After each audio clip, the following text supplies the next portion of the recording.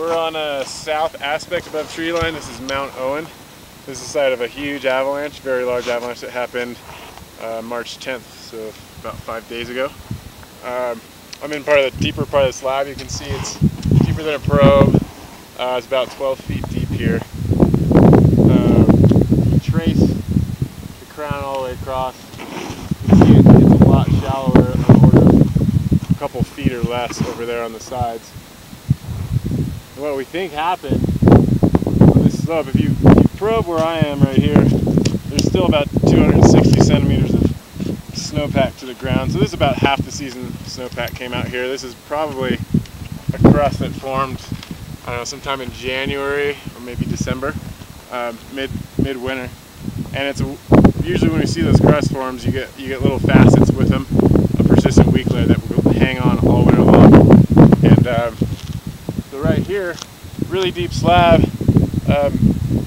You know, as a skier or a snowmobiler, you would have a really hard time impacting a weak layer down here.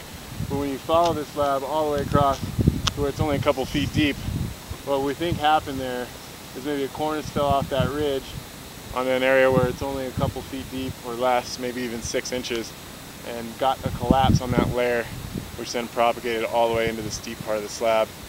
And obviously, if you look at the debris below us and the size of slab we're dealing with here, this is an unsurvivable avalanche.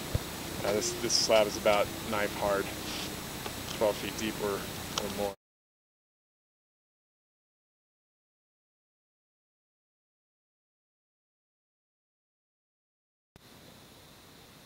Alright, we're getting closer to where we think the slide was triggered from, right up there. And as you can see, not a whole lot of cornice up there, and if it was a cornice, it was probably a pretty small cornice, which just goes to show that the potential for human triggering these types of slides still does exist.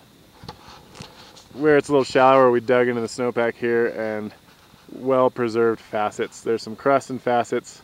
Pretty hard to tell exactly where it failed because we're a couple days late, but definitely some well-preserved facets.